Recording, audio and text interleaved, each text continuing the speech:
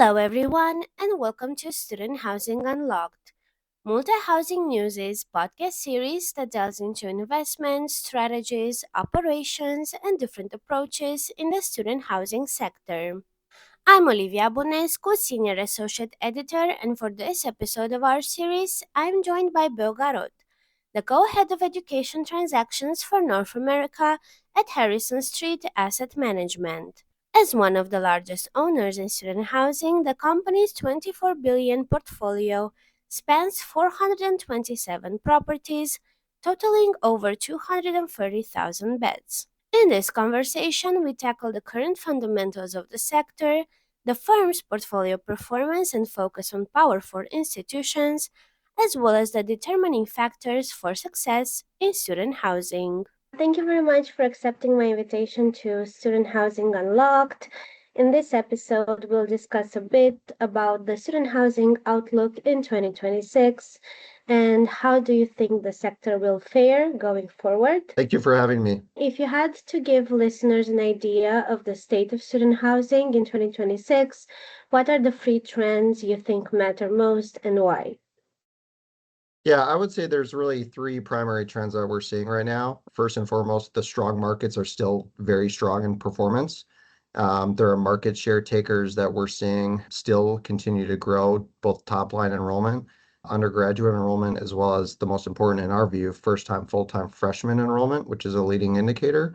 For example, a lot of these state flagships are stealing market share from their regional affiliates, and you're seeing really the Power Four conference schools outperform the regional affiliates. The second point I would say is alignment matters between owners and operators, especially right now in times of more competition with newer entrants in the space and more supply coming online.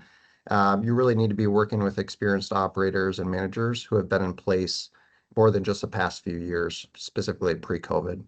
The last point, what I would say is a renewed focus on affordability without sacrificing location and amenities.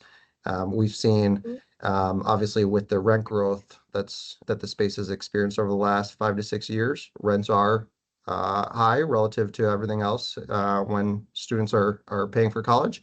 And the best projects right now are really creating a wide array of price points that can demand the widest point of demand. So you mentioned those enrollment patterns that shift towards flagship schools, and there have been shifting towards flagship schools in the last years. What's driving that pull, and how is it showing up in your leasing and investment decisions? Sure. When you think about the value and experience a flagship provides versus either a less selective private school or regional affiliate, I think the value proposition is pretty clear from a student standpoint. I think what we've been seeing is, the large state flagships are not only offering a very compelling price for students to become educated, it's also providing a very college experience that students say are valuing. Students being accepted into the flagship at a school would likely rather go there than a regional affiliate. So, for example, in Illinois, you're seeing the University of Illinois enrollment increase year over year at the expense, to a certain extent, of some of the regional affiliates. We've also seen investment fundamentals at flagship universities and more broadly Power Four schools outpace regional affiliates coming out of COVID. Pre-leasing at these universities has similarly outpaced their regional peers, with liquidity and investor interest matching. So, lower cap rates at flagships, Power Fours than their regionals, more investor appetite, as well as more supply to match some of that higher enrollment growth. Mm-hmm. And rent growth has normalized during the 2025-2026 pre-leasing season, but occupancy started in the mid-90s nationally. How do you interpret that combination? What does it say about the market's next phase? I think what you're seeing now is obviously coming off a couple of years of heightened rent growth. What's going to be really important is who can operate the most efficiently in an environment where you may not be getting 6 to 7% year over year rent growth to really manage your expense margins so you're not diluting your NOI growth. Um, I would say for the market's next phase, I think you're still having some schools that outperform the larger average in terms of rent growth, where you are seeing that 5 to 6% rent growth number. But by large, it is a little bit of a reversion to the mean, and it's our job as investors is to place capital in markets where we believe the long-term performance will continue on. Mm-hmm. And you mentioned capital. Obviously, capital markets have shifted a lot in the last couple of years. How has that changed the way you're approaching student housing deals going into 2026? Yeah, great question. Debt capital markets are as attractive now as they've been in years. Lenders have seen performance through and during COVID. Relative to multifamily, spreads are continuing to tighten. Debt funds have raised considerable capital, and they need to deploy before rates further decrease.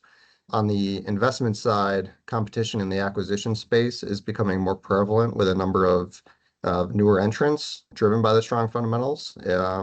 Specifically groups that may not have had student housing experience before, but have had multifamily experience, and they want to see a little bit more rent growth compared to traditional multifamily. Mm-hmm. I'd like to discuss a bit pre-leasing in your portfolio. You registered strong pre-leasing rates. What's that telling you about the demand going forward, and what are you watching to confirm it holds? Yeah, we're seeing demand at top tier universities continue to remain strong with enrollment largely outpacing new supply. Obviously, there are markets that there are concentrations of new supply. However, the majority of the Power Four universities are really playing catch up at this point, given the strong enrollment growth over the last couple of years. We're keeping a keen eye on week over week leasing velocity as well as concession spend. With the lack of open data compared to years past, it's really beneficial to have the portfolio size that we do to be able to see large trends over the 100+ assets we own. I think it's a little bit harder if you're a one-off or a smaller operator with less of a portfolio because your data is going to be a little bit more skewed and it's going to be a little less transparent than in years prior. It's also important to note, though, that the end goal of all this is to maintain top-end occupancy and revenue growth. And the way you get there, obviously, through pre-leasing is going to change year in, year out. And I think we're experiencing that just along with the rest of the industry right now. The new supply that is coming into the sector, what do you think about how it's spread right now, and what tells you that the market can absorb it comfortably? Yeah, I think if you were to compare it to the new supply trends pre-COVID, you're seeing overall numbers down, but you're seeing a concentration effect, like you said. The top developers in the space are building larger projects in fewer markets. And what you're seeing is a lot of these markets, however, have grown enrollment coming out of COVID by such an extent that the new supply is really playing catch up at this point versus an oversupply scenario. We spent a ton of time evaluating new supply impacts to markets. Given our relationships with the developers in the space, we feel that we have a pretty good understanding of, where everyone is placing their chips relative to only providing or only relying on third-party data providers. And do you see any emerging markets in student housing when it comes to supply from your experience? Emerging being a risk or an emerging market being one that hasn't seen as much investor appetite, but that we're bullish on. The second one. Yeah, so I would say the industry as a large focuses on the Power Four conferences. What we like to do is focus on a little bit more of a broader set called the Power Four Plus, and Mhm. that plus being a group of markets, there's probably about a dozen in total that look and feel like a Power Four school. They're just not a Power Four in name. So there you have some of the very similar selectivity and outcome metrics that we focus on when we're evaluating markets without as much competition in terms of new supply. But you likely have the same barriers to entry. So it's a little bit of a way to get a little bit of a return premium without stretching the quality profile that we're very much focused on. I'd like to discuss a bit about your strategy at Harrison Street. So, the university markets that you're assessing, when you're assessing them, what are the must-have signals that tell you that demand is durable even before you get to asset specifics? Yeah, I would say we spent a lot of time evaluating selectivity and student outcomes. So selectivity being the acceptance rate.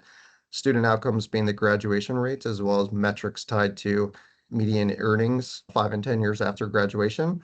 We also focus a lot on freshman demographics. Again, given that the freshman class is clearly a leading indicator of future enrollment growth. We also spend time focusing on where those freshmen come from. Are they international? Are they out of state? Are they in state? Do they live close enough to the campus to commute such that they would not be consumers of student housing? And we use a lot of that data to come up with our own proprietary enrollment growth projections and then test these against our new supply forecasts.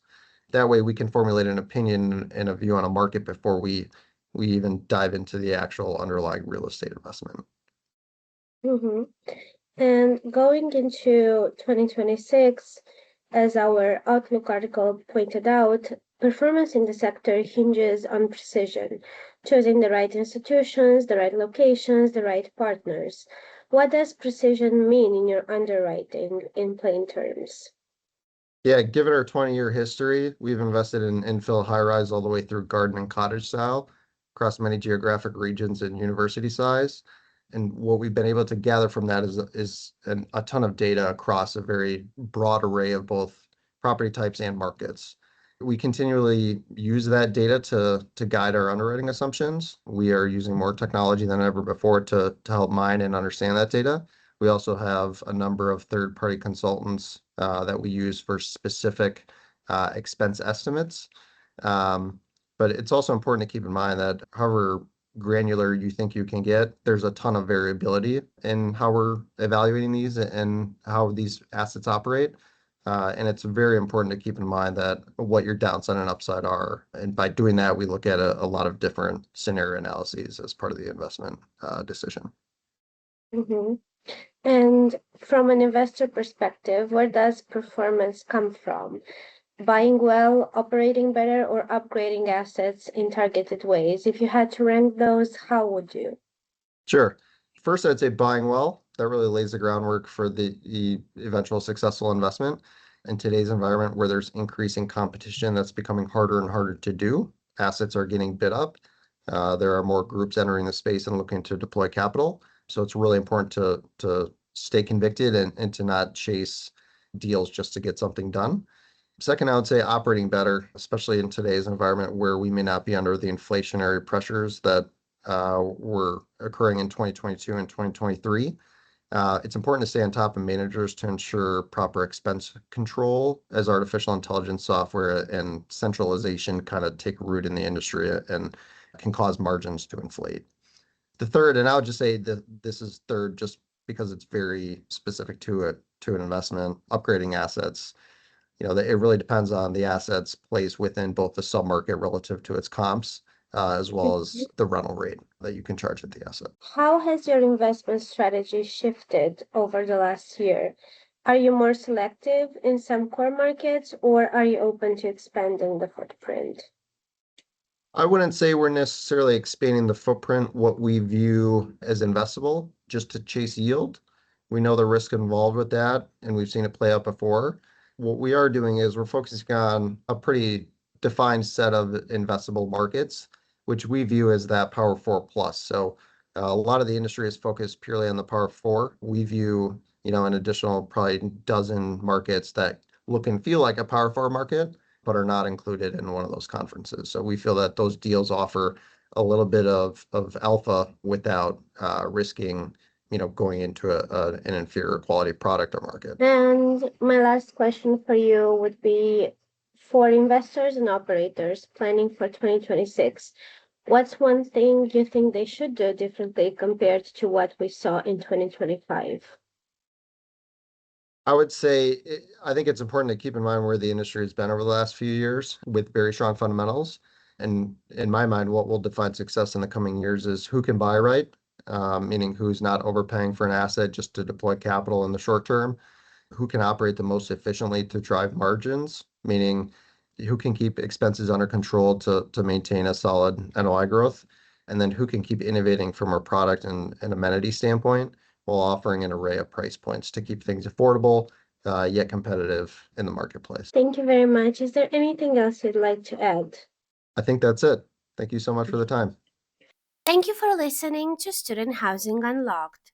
Make sure to tune in for the next episode of our series. For more news, trend stories, and podcast episodes, visit multihousingnews.com. Moreover, don't hesitate to join MHN's Executive Council. Every month, we discuss the latest trends and topics with leading experts in the field, and your input could be extremely helpful. To join, please send an email to jessica.fiur@cpe-mhn.com. Have a great day, and we can't wait to see you in our next episode.